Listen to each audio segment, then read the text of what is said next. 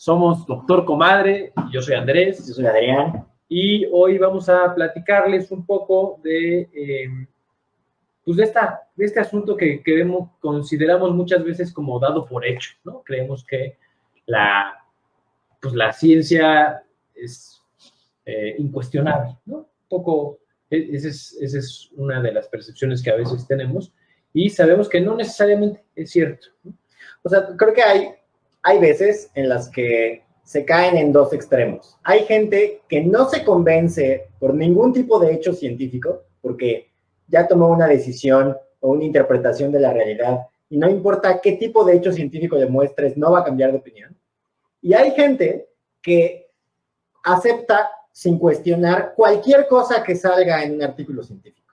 Y pues, las dos cosas no son buena idea. No son buena idea, exactamente. Y bueno, un poco, entonces le podemos creer a todo lo que dice la ciencia.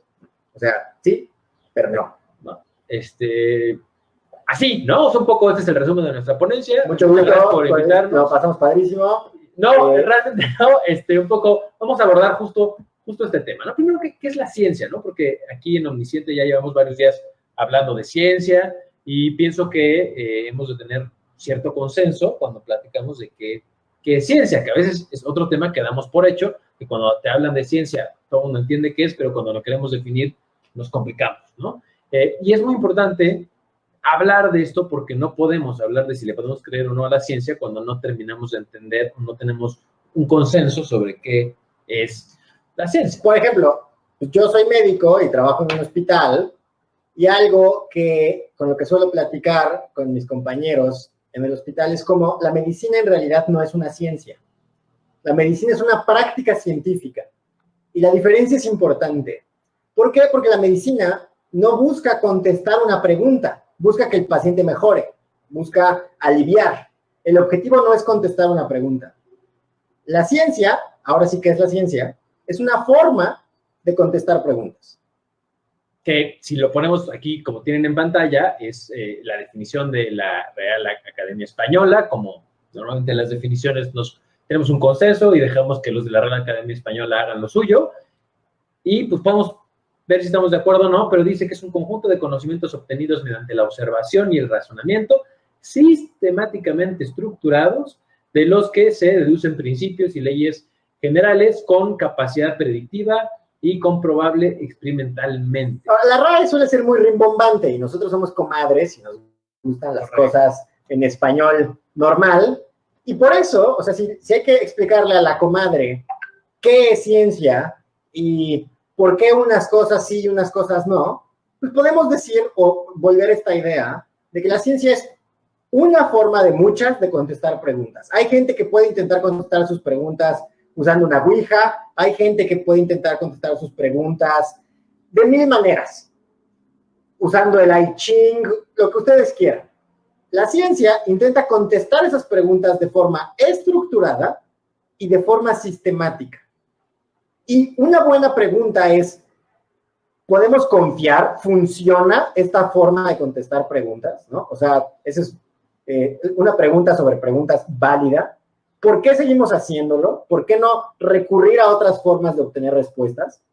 Correcto. O sea, no es la única forma de obtener respuestas, podríamos decir, pero sí se ha vuelto en los últimos años en la forma más, pues, digamos, es como un lenguaje también, ¿no? En donde podemos, entre el mundo, en el mundo entero, digamos, hablamos el mismo lenguaje de la ciencia, ¿no? Es lo mismo, podemos decir que si escribes un paper, en gran medida podríamos discutir esto, pero si lees un paper que está escrito en China, o que está escrito en África, o que está escrito en Estados Unidos o en Argentina, pues podemos entender que la estructura, que los procesos son muy similares, lo podemos criticar con los mismos procedimientos, digamos, podemos hablar el mismo idioma, y el idioma que usamos, o que solemos usar, nos podemos poner filosóficos acerca de esto, no lo haremos, ¿no? Pero un poco es decir, bueno, a ver, es esta serie de pasitos, como bien decía, sistemático, estructurado para contestar preguntas, que consiste en, que es el método científico, consiste en observar, investigar, generar una hipótesis, que este es un punto clave muy, muy importante. Esto es lo que yo creo que está pasando, ¿no? Después hago un experimento para comprobar si efectivamente o no, analizo los datos y llego a las conclusiones. Y acá hay un punto importantísimo, ¿no? Porque muchas veces y este punto de la parte de la comprobación de la hipótesis muchas veces se malinterpreta. Causa mucha confusión.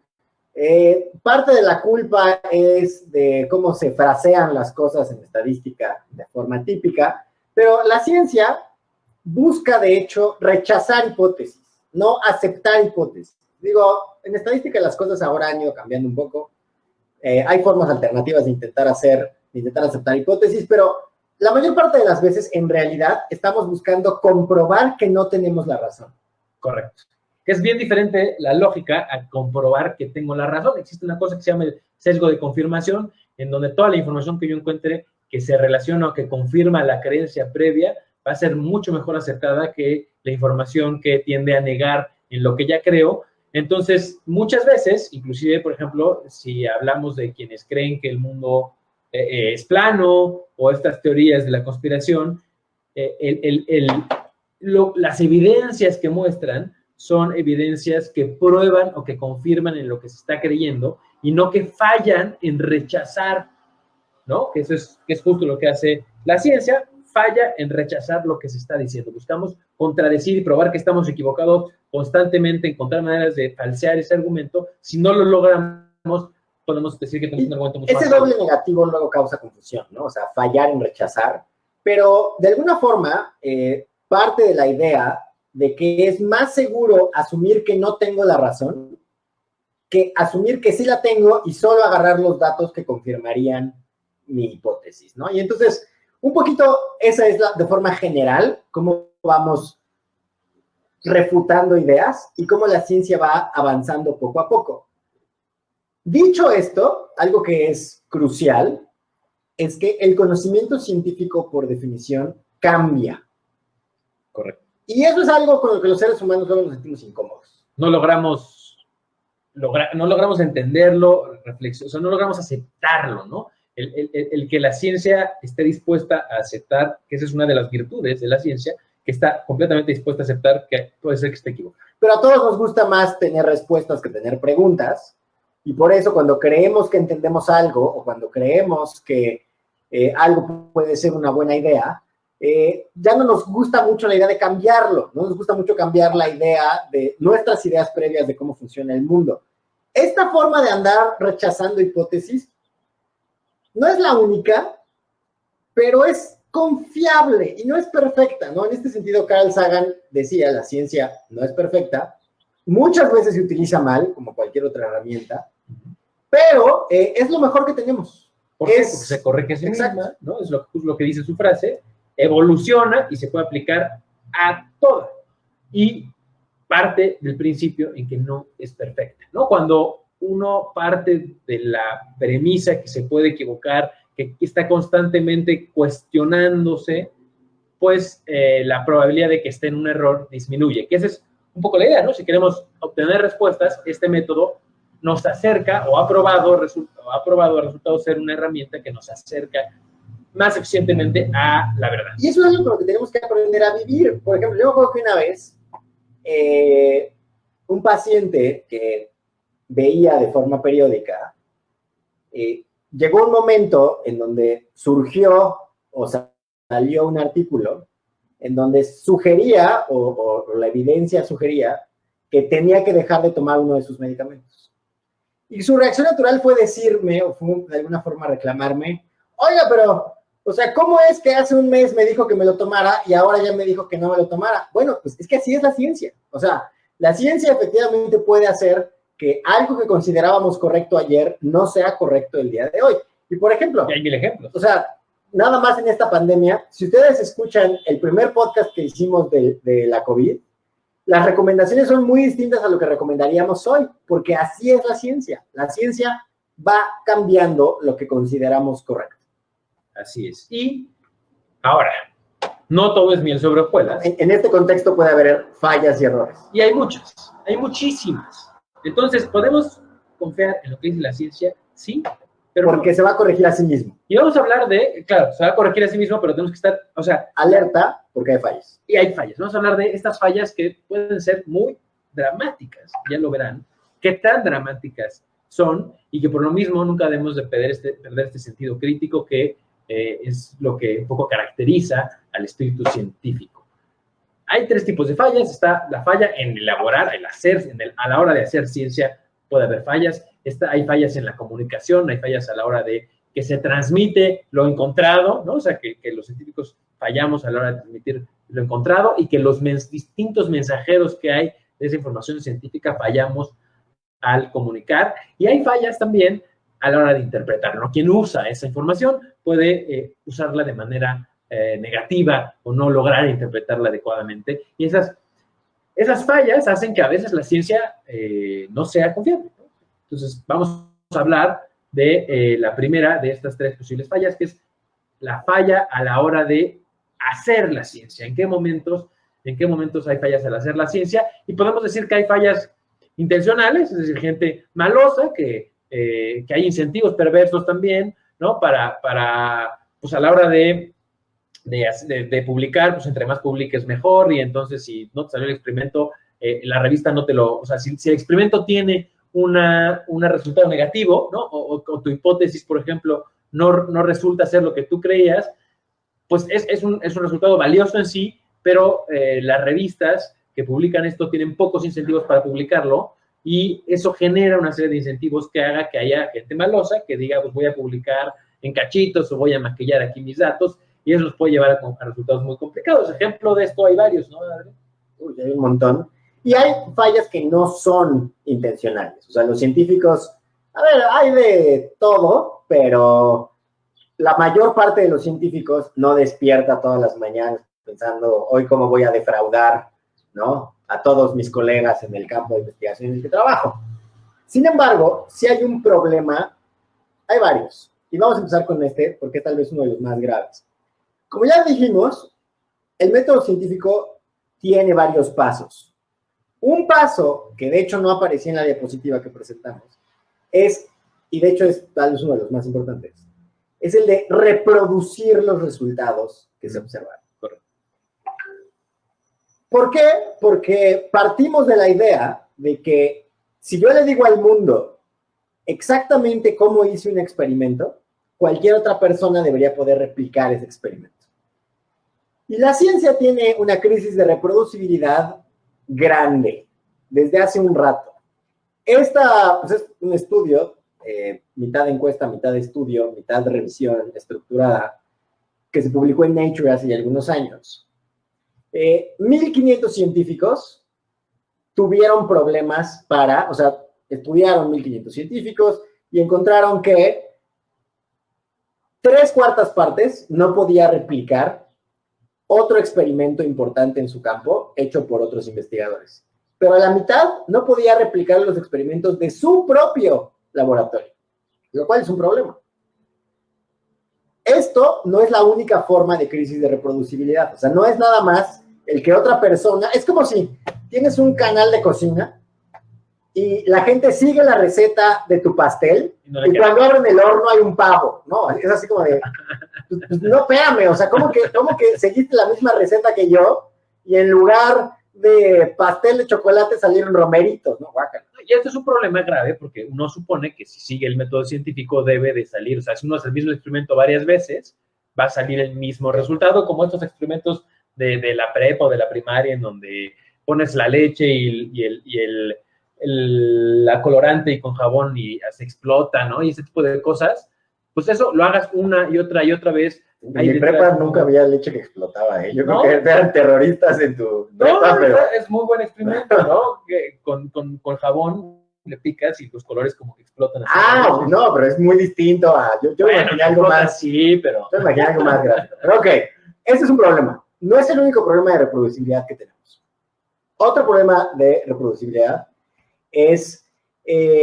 bueno, este no es exactamente reproducibilidad. No, esto no es de reproducibilidad, esto es literalmente gente que usa datos falsos, ¿no? De hecho, hoy acaba de salir una revisión que hacen además unos investigadores de manera anónima de un paper que para la economía del comportamiento fue muy importante en tema del análisis o el estudio de por qué las personas mentían y cómo combatirlas. El chiste es que se descubrió que estos científicos habían literalmente inventado todos sus datos. Así, literal. Y esto no es tan nuevo. Esta investigación que se hace de alrededor de 500 y cacho papers publicados en una misma revista, se hace un análisis y ese análisis demuestra que el 14% de los papers tenían datos falsos, ya publicados en una revista bastante respetable sobre anestesia. Esto es verdaderamente preocupante. Es una pequeña muestra del 14% en una misma revista de alto nivel. Ahora, hay que tomar en cuenta que, o sea, porque por irnos al otro extremo, mucha gente, una vez que ve que algo está publicado, ya, está escrito en piedra, ya, no hay lugar a dudas, y hay que tomar en cuenta que muchas cosas que hoy sabemos que son falsas, llegaron a estar publicadas en revistas de alto prestigio, ¿no? O sea, en algún momento Lancet publicó que las vacunas causaban autismo. Hoy sabemos que no es cierto, hoy sabemos que todo era un invento, pero en su momento ocurrió. Lo que pasa es que cuando sale un estudio científico, suele captar más atención que cuando se retracta un estudio científico. Entonces, no es raro, o sea, sí ocurre que un estudio o que una revista diga vamos a retirar este artículo, pero eso ya no hace tanta faramalla, eso ya no capta tanta atención. Por ejemplo, un buena pandemia es el infame metaanálisis de la ivermectina de Andrew White de Liverpool. Muchísima gente anduvo pregonando el metaanálisis y después de muchos meses que una revista lo publicó, lo retractaron 3 semanas después. Hasta el IMSS, ¿no? Tuvo a bien publicar que la ivermectina, que es un antiparasitario, funcionaba para una infección viral de la COVID, ¿no? Fue un gran escándalo. A la fecha todavía, hoy encontramos miles de recetas que tienen este medicamento que hace más daño que bien y no hay ninguna evidencia. Y mucha gente escuchó que se publicó, pero no mucha gente escuchó que se retractó. Entonces, eso también es un problema. Correcto. Otro problema. Bueno, yo aquí tengo sesgo, pues porque me dedico un poco a eso, pero así como la historia la escriben los vencedores, la estadística también. Y el problema de las mentiras con estadística es que como tienen números y como tienen fórmulas y como tienen cierto lenguaje que no todo el mundo entiende, pues se oyen muy científicas y la gente no las escudriña a profundidad. Y un ejemplo que yo pongo es este libro que literalmente se llama Cómo mentir con estadística. Se publicó en 1954, tiene más de 1 millón de copias vendidas, o sea, súmenle todos los que lo bajamos pirata, ¿no? Y a lo que voy a decir, o sea, ustedes deben de asumir que hay por lo menos 1 millón de personas que saben decir mentiras con estadística, que saben disfrazar la verdad con números y con fórmulas. Entonces, ya eso nos debería de poner en alerta, ¿no? Pero no nada más. Vamos a suponer que todo el mundo es honesto, que nadie inventa datos, que nadie dice mentiras con estadística, que todo el mundo puede reproducir. Vamos a suponer que todo eso ya se acabó. Bueno, sigue habiendo un problema. Como mencionábamos hace rato, las revistas tienen mucho más interés en publicar resultados en donde se confirma o se apoya la hipótesis de los investigadores que en donde se refuta.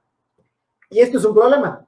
Típicamente, utilizamos 2 medidas para planear estadísticamente nuestros estudios.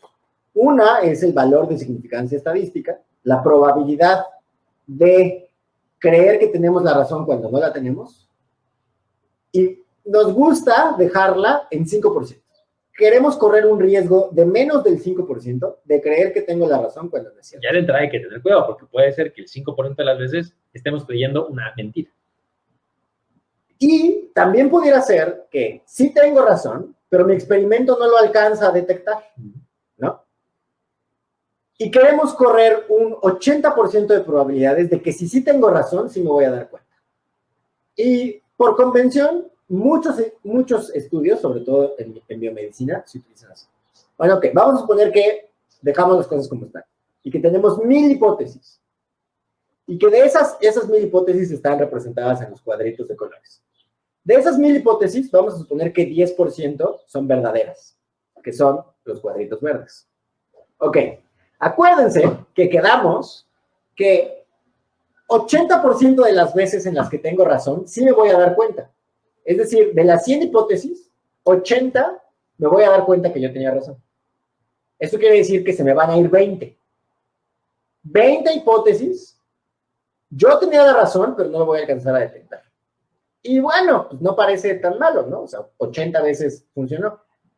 El problema viene de ese 5% de creer que tengo la razón cuando no es cierto. Porque es el 5% del total. Y eso hace que cuando se publican los resultados, que principalmente son positivos, termina viendo casi tantas veces las veces que yo creí que tenía la razón cuando no era cierto, como las veces que yo creí que tenía la razón y si era cierto. Hay una sobrerepresentación de las veces que yo creí que tenía la razón cuando no era cierto, con respecto a las veces que yo creí que tenía la razón cuando sí era cierto. Y eso, descontando ese 14% por suponer que son datos falsos, y eso descontando... La crisis de reproducibilidad y la estadística, y eso es aparte. Entonces, ¿debo de creer siempre lo que dice la ciencia? Híjole, no lo sé, ¿no? Porque así es como hacemos la ciencia. Y la ciencia, aún bien hecha, aún con los consensos que tenemos a nivel internacional, tiene unos huecos, unas tremendas posibilidades de estar mal. Eso no quiere decir que entonces vamos a creer que el mundo es plano y nadie lo puede probar, ¿no? O sea, vamos a llegar a ese punto, vamos a llegar a este otro punto. De hecho, las cosas son un poco peores, sobre todo en medicina. Este es un artículo ya clásico de John Ioannidis, en donde lo que hicieron fue estimar la probabilidad de que un artículo sea falso a futuro. No me voy a meter en detalles de cómo hicieron estos cálculos, porque además aquí hay que tomar en cuenta que no todos los estudios son iguales. Digo, no nos vamos a meter en esos detalles, pero no es lo mismo un estudio observacional que un ensayo clínico aleatorizado, que un metaanálisis, que un...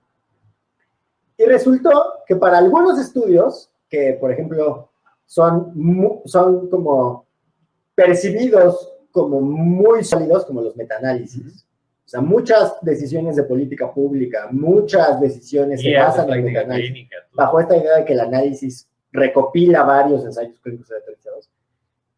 De hecho, es más probable que un metaanálisis sea falseado a que sea corroborado a corto plazo. Es más probable que sea falso que sea verdadero. Utilizando estas mismas métricas de qué tan probable es que tenga la razón, de que crea falsamente que tengo la razón o no. O sea, eso ya es un problema, y insisto, esto es medicina, o sea, estas son cosas con las que tomamos decisiones con los pacientes.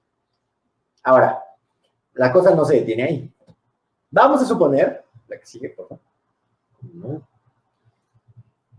Vamos a suponer que tenemos metaanálisis buenos y estudios buenos y que ya dejamos todo ese problema. En medicina, sobre todo, utilizamos algo que se llama las guías de práctica clínica.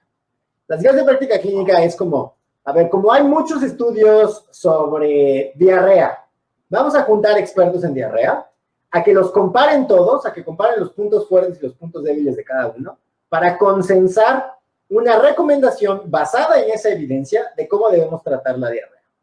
Bueno, la mitad de todas esas recomendaciones y todas esas guías de práctica clínica no cumple con el mínimo de metodología y de transparencia que pide el Instituto Internacional de Medicina. Los datos son tremendos, ¿no? Si ustedes ven aquí, nadie pasa del 56%, 56, mira, acá hay unos 66, pero hay algunas áreas de la medicina en donde es más probable que la guía no cumpla los estándares mínimos de calidad a que sí los cumpla. Mira, no me sorprende, ginecología y obstetricia, 25%, ¿no? O sea, y esta es, digamos, la ciencia siendo traducida en sus más altos niveles. Insisto, esta es la referencia que, por ejemplo, se utilizaría en una demanda a un médico. Ah, correcto. ¿No? O sea, para saber si un médico, si ustedes demandan a un médico para saber por qué creen que los trataron mal, lo que van a utilizar como referencia para ver si un médico los trató bien o mal es eso, ¿no? Entonces, o sea, de ese tamaño es el problema. Bien. No nada más el problema se termina ahí. Imagínense, porque a ver, ahí les va. O sea, no los quiero yo bajonear ni que se depriman. A ver. Ánimo. En medicina, nuestros experimentos son muy caros. Muy. O sea, los estudios de las vacunas...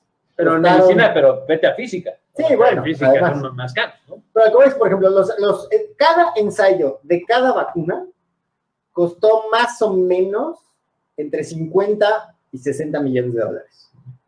Ha habido estudios en medicina de casi 1,000 millones de dólares y que duran 10 años.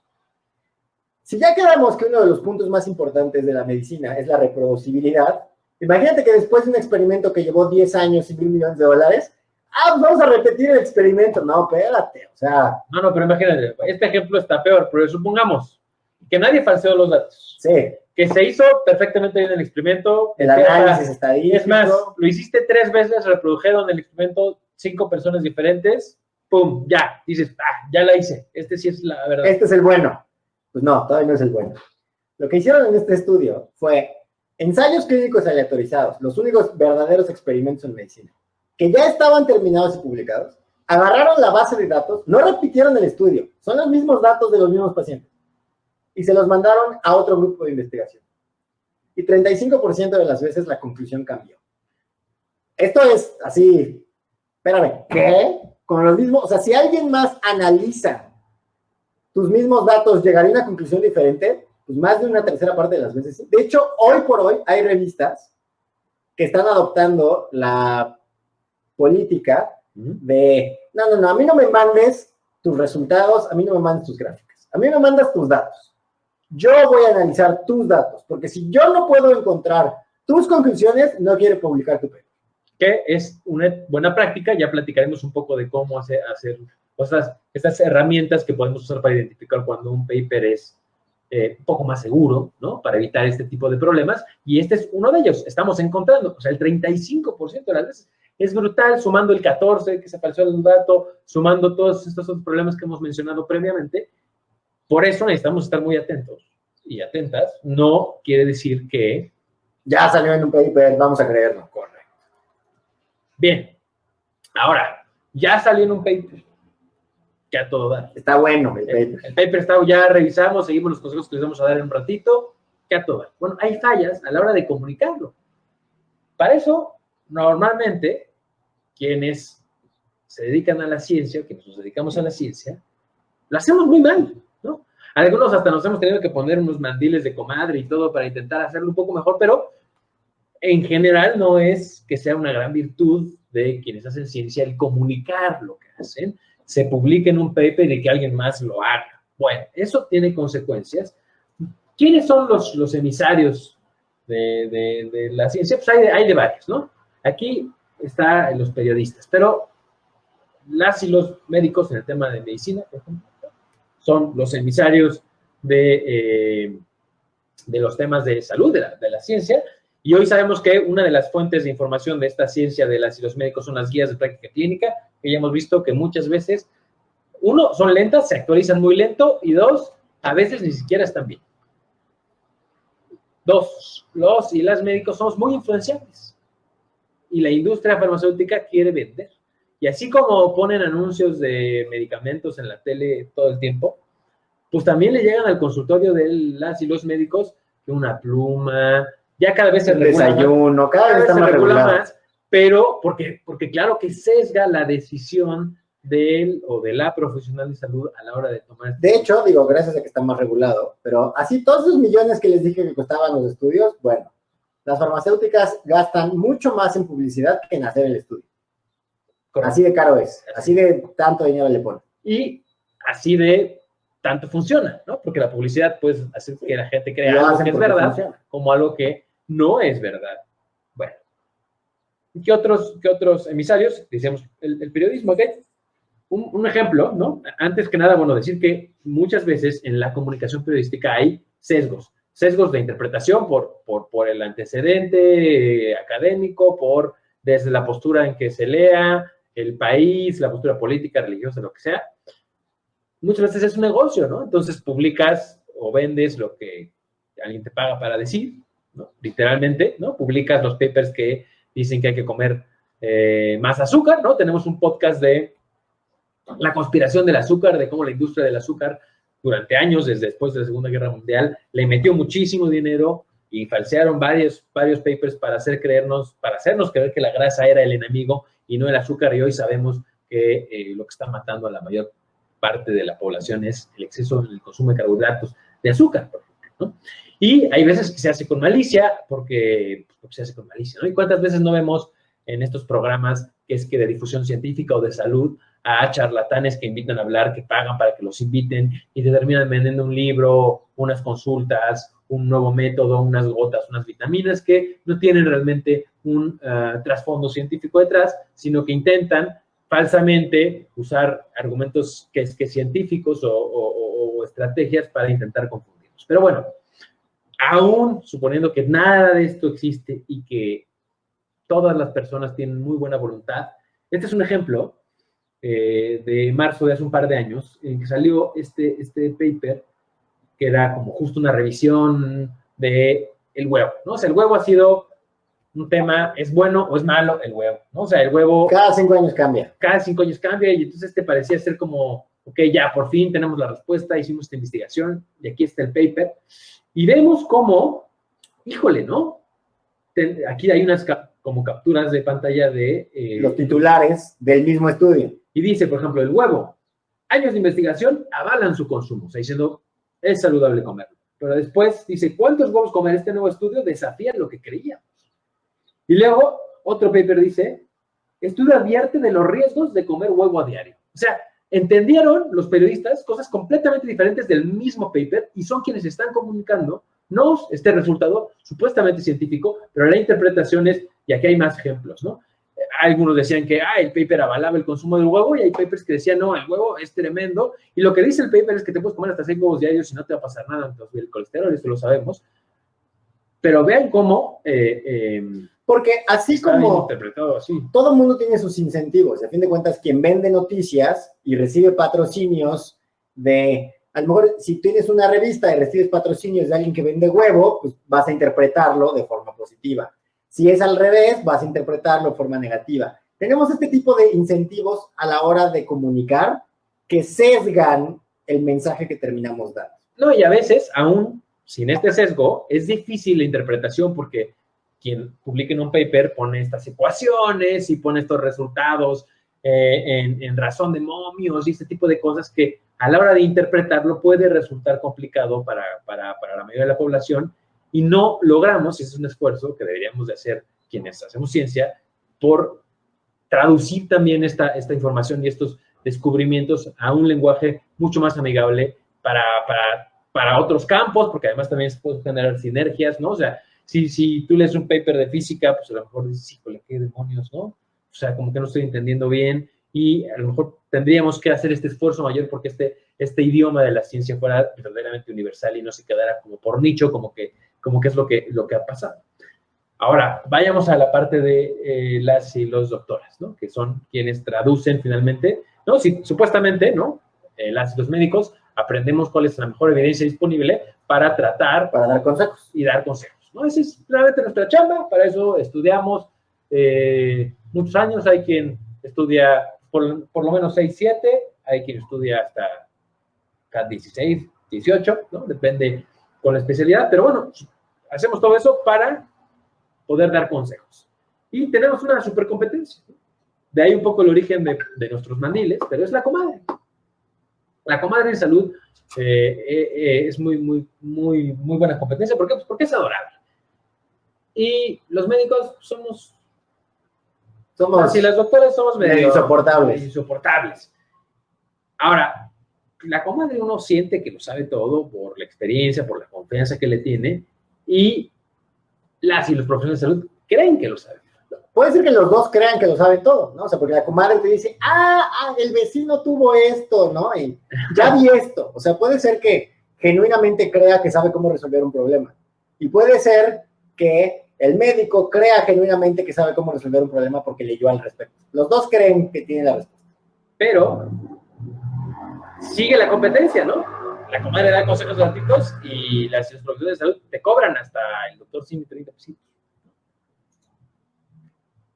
La comadre habla nuestro idioma, tiene el tiempo, nos dedica el tiempo para hablar, para explicarnos, y los médicos te hablan rápido, usa tecnicismos, con prisas y no siente uno la confianza. ¿Qué otras cosas? La comadre te ve de inmediato cuando lo necesitas, el médico te hace esperar, eres uno de 20, tiene todo el tiempo y el médico no, tiene prisa. Lo peor que puede pasar, creemos, con los remedios de la comadre es que sepan feo o sean incómodos, ¿no? Y el médico, pues, puede matarte, ¿no? Sí. Yo he visto consejos de comadre potencialmente letales también, ¿no? También los hay, también los hay. La comadre, su sola presencia te hace sentir curado, calmado, tranquilo, ¿no? Acompaña el consejo de un tecito, de un pancito, de un ambiente familiar. Y el médico estresa y hay pruebas hasta que te sube la tensión arterial, simple hecho de ver al médico. Dicho de otro modo, la comadre tiene varias cosas que facilitan su éxito al comunicar un consejo. O sea, la comadre tiene muchas cosas a favor como para que tú creas en su consejo. Pero hay un problema. Un problema grave. Es una competencia para quienes comunicamos ciencia desde la salud, ¿no? No debería ser una competencia. Podríamos hacer aliadas a las comadres, ¿no? Esa es un poco la idea. Pero hay que tener cuidado porque hay, como decías, comadre, el riesgo de que estos remedios sean letales o retrasen el tratamiento que está mucho más evidenciado, que la ciencia evidencia como más eficiente. O sea, los consejos del médico están basados en una estructura de contestar preguntas mucho más sólida, pero están mal comunicados. Y los consejos de la comadre no tienen esa estructura que respalde el consejo, pero están mejor comunicados. Y el problema está en que pueden hacerte perder tiempo, dinero y esfuerzo que serían valiosos para que tú resuelvas tu problema de salud de forma más rápida. Correcto. Bien. Ahora, hay fallas en la interpretación de la ciencia. Es decir, supongamos que la ciencia se hizo bien.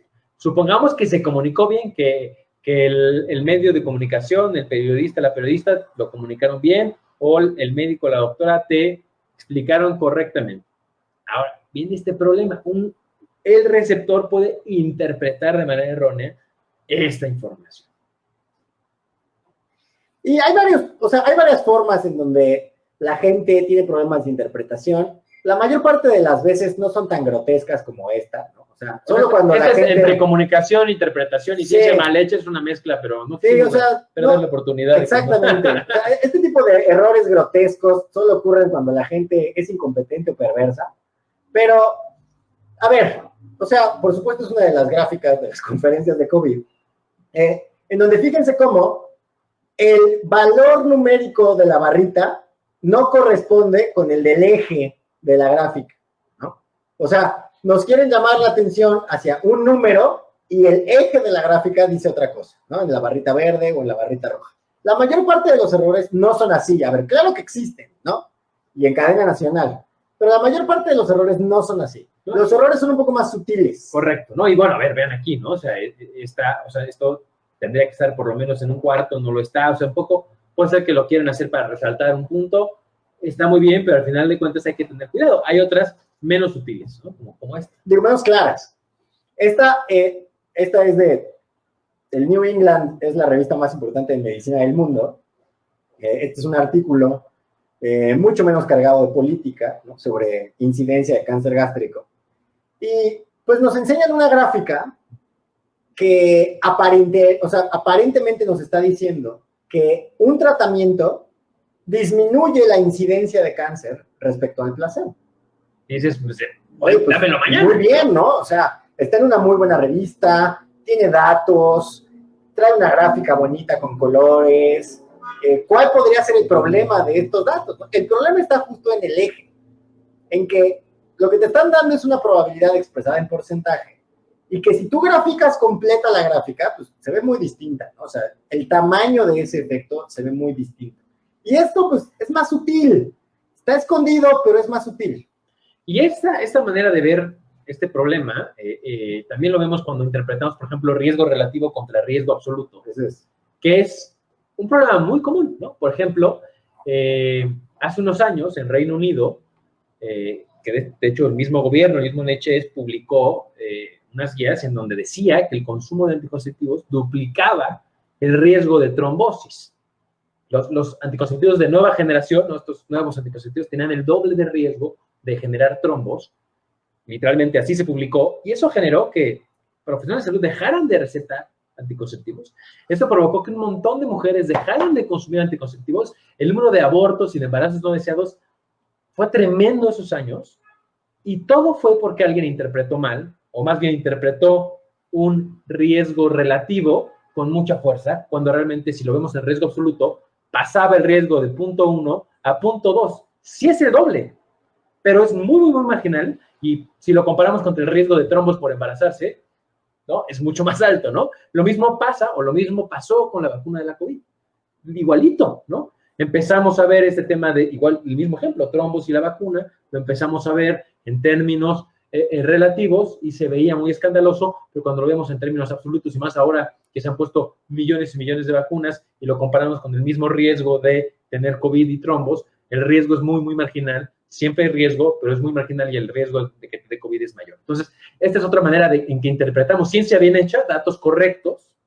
Podríamos decir que hasta está comunicado de manera correcta, porque sí es el doble, ¿no? O está comunicado de manera correcta, el porcentaje es correcto, pero cuando lo vemos en perspectiva, nos puede llevar a tomar decisiones muy distintas sobre esos datos, o hacernos creer que es la salvación o la cura para el cáncer, cuando pues, el efecto es muy menor, y a lo mejor el tratamiento, ¿no? En el caso correcto no es así, pero el tratamiento puede costar millones de pesos o miles de pesos, y no vas a gastar miles de pesos por ese beneficio, ¿no? Digamos que a la hora de comparar. Entonces hay que tener mucho cuidado con la interpretación. Otro tema, las fake news, ¿no? Por ejemplo, estas noticias que no tienen tanto, ¿no? De noviembre de 2019, recordarán este tema con la ranitidina. Estas son noticias, mira, reales, ¿no? Y hablaban de que consumir ranitidina puede causar cáncer. Imagínense la cantidad de personas que toman ranitidina, que llegaron espantadísimas el día siguiente con su médico, dejaron de tomarse un tratamiento que afortunadamente la ranitidina, si la dejas de tomar, puede no tener consecuencias tan fatales, pero porque se comunicó mal, ¿no? Había un lote que tenía un componente que supuestamente podía generar cáncer, y eso generó esta noticia. Una mala interpretación, ¿no? ¿Qué es fake news o no? ¿No? Podemos decirle. El tema de las vacunas, ¿no? Los antivacunas, este paper que ligaba el autismo con la vacuna, que después se retractó, pero se siguen interpretando muchas veces algunos efectos adversos. Toda intervención médica tiene efectos adversos, y a veces esos efectos adversos se interpretan de manera negativa, o se les da más peso a los beneficios, cuando en verdad tienen más peso. La vacuna de la COVID ya lo platicábamos. Y otro ejemplo también es esta publicidad maliciosa que hemos visto en México. La industria del azúcar sigue siendo de las suyas. No es porque los odiamos, pero los odiamos. Y hablan, ¿no? Dice, la caña de azúcar no causa obesidad.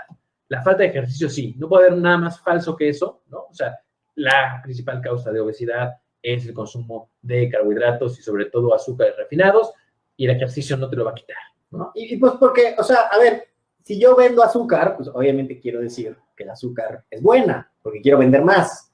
Entonces, van a haber eslogans iguales de, es una fuente natural de energía.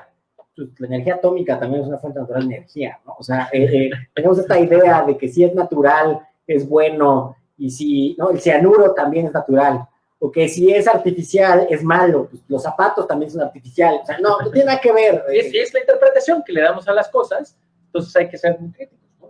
Eso es muy importante. Entonces, bueno, ok. El panorama es negro, ¿no? Como dice aquí la comadre Bernardo, dice, hay que aprender a ser escépticos saludables. Pues sí, efectivamente hay que aprender a ser escépticos saludables. Hay que dudar muchísimo, ser muy críticos. Y hay 3 consejos que les podemos dar, o 3 áreas de consejos que les podemos dar para intentar creer o tener un poco más de confianza en la ciencia bien hecha, o cómo hacerlo. Primero, pues, identificar cuando un paper está bien hecho. ¿Qué tengo que hacer para interpretar cuando un paper está bien hecho? Podríamos hablar horas y horas de esto, pero vamos a intentarlo resumir en una frase muy concreta. Un paper bien hecho es transparente en todas las fases del paper.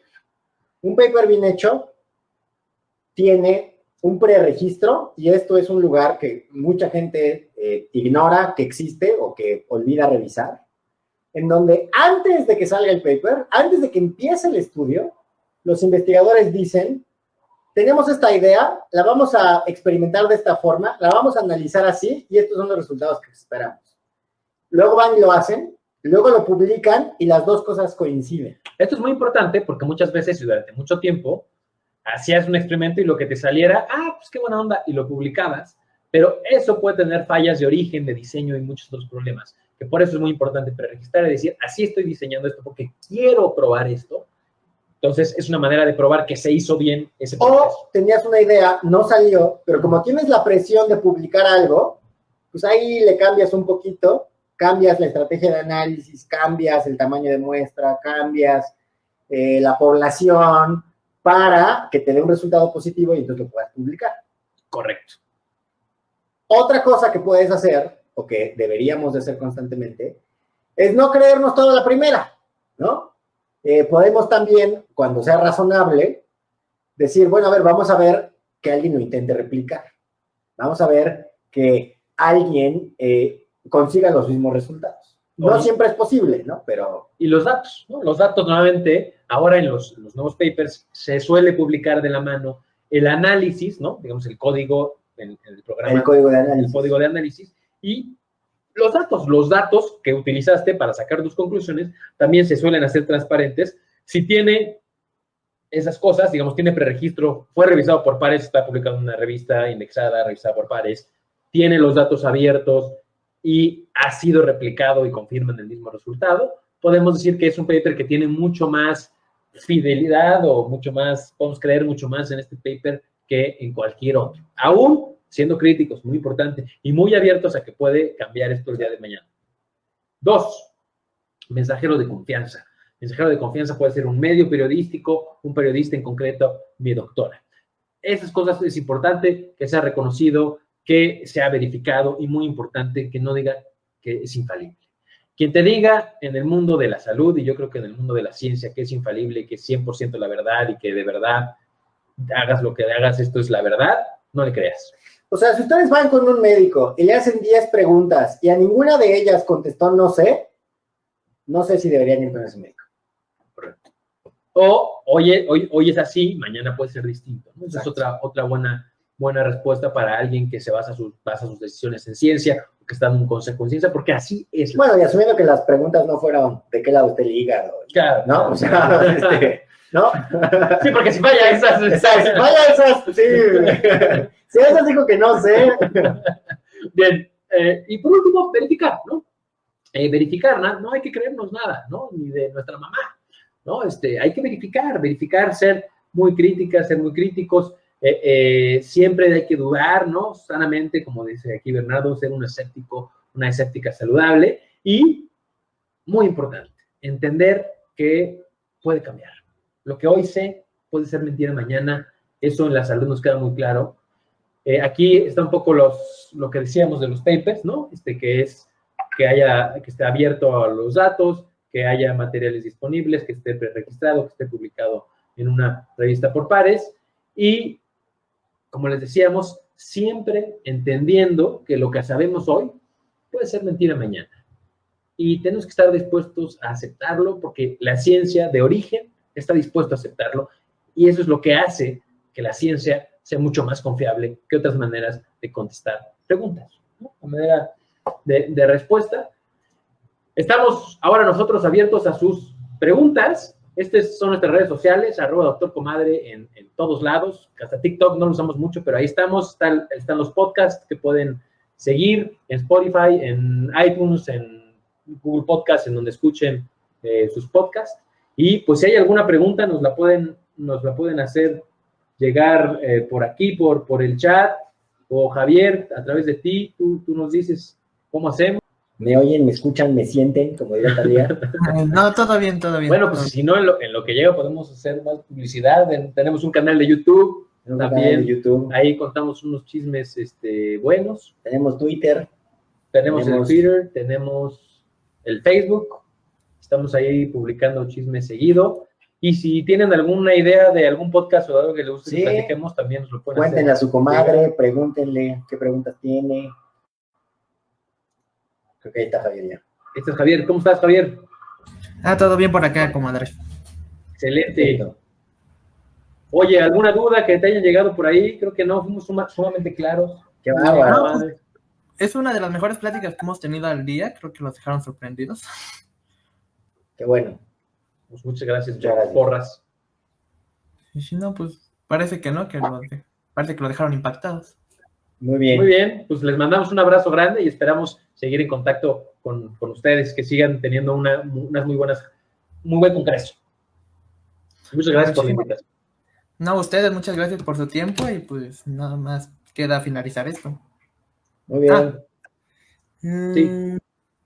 Creo que dice, cuando alguien está enferma, está desesperado y se cree lo primero que le dicen.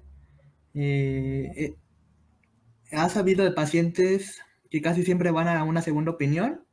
¿Y cuántas veces quieren ir a buscar otras opiniones? Es que todos los días, porque algo que es muy cierto es que todos somos más propensos a creer lo que queremos que sea verdad.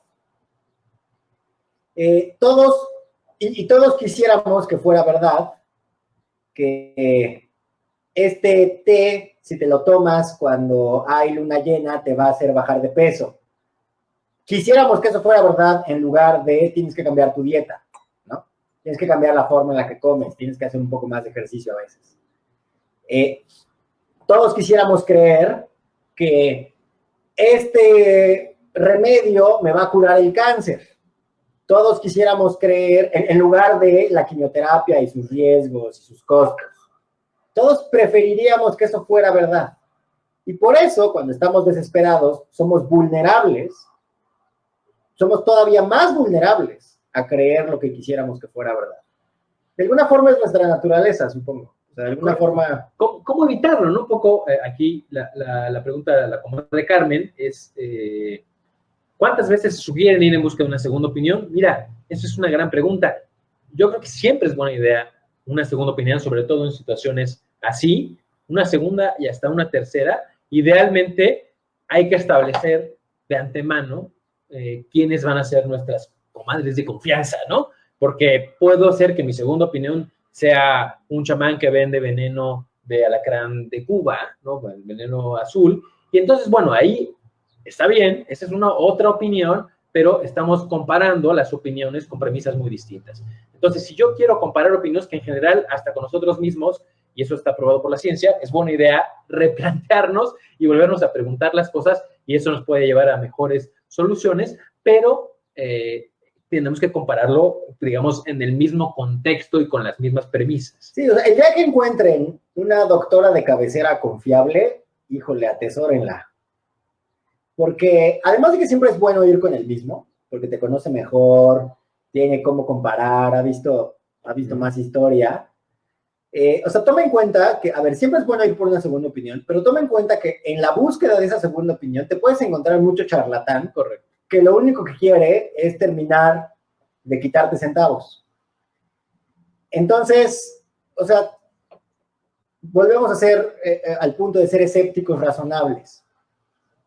Y no todo tiene que ser corroborado, ¿no? O sea, a ver, si el consejo fue, oye, es que me duele la cabeza, y el consejo fue, toma un paracetamol, pues no necesitas 10 opiniones, ¿no? Ahora, si el consejo fue, oye, te tenemos que quitar la mitad del intestino, bueno, pues o sea, es razonable que quieras más de una opinión, ¿no? Solo cuidado, porque te vas a encontrar, más que una segunda opinión, un primer comercial. Y una buena doctora, un buen doctor, no debe de, o no siente problema en que vayas con una segunda opinión y regreses y lo cuestiones, ¿no? Claro. Siempre, o sea, un buen profesional de salud debe estar abierto a que sea cuestionado y contestarte con toda tranquilidad y fundamentar los argumentos, si no, pues no generará esa confianza que es muy, muy importante. Claro. Y aquí preguntaba la comadre Melissa ya, porque creo que vamos a tener que terminar pronto porque sigue la siguiente plática. ¿Cómo se nos ocurrió el tema de doctor comadre? No fue una idea instantánea, fue modificándose a lo largo del tiempo. Creo que la primera vez que yo lo pensé fue en frustración de que mis pacientes cuestionaban más lo que yo recomendaba que lo que su comadre recomendaba. Y entonces decía que me gustaría ser la comadre de alguien para que nadie dudara de mis consejos de salud. O sea, si yo digo si yo recomiendo que hay que tomar metformina 3 veces al día, la gente busca muchas alternativas. Si la comadre dice que se tienen que tomar un té de gordolobo con ajo, bien caliente, lo más calientísimo que aguantes, después de una sobada de hierbas y unos azotes y que te jalen el cuerito, eso nadie lo cuestiona. O sea, eso sí, ok. O sea, no importa lo raro que se oiga, eso no lo cuestiona. Entonces, Correcto. de ahí surgió esta frustración de ¿por qué le creen más a la comadre que a mí? Pues por todas estas cosas que dijimos, ¿no? Y es más bien como una admiración a cómo logran esta comunicación tan asertiva que deberíamos de tener todas y todos los profesionales de salud. Es un intento de poder, digamos, competir o no sanamente, que al final el objetivo de ambos es el mismo, y por eso los mandiles y demás. Más que frustrarnos, deberíamos de reflexionar qué podemos hacer mejor para que un consejo bien fundamentado no se pierda por un mal ejercicio de comunicación. Correcto. Así es. Pues muchas gracias, Javier. Muchas gracias a todas y a todos los que nos escucharon y a Omnisciente. Gracias por su tiempo y esperamos en un futuro seguir colaborando. Seguro que sí. Bye. Adiós.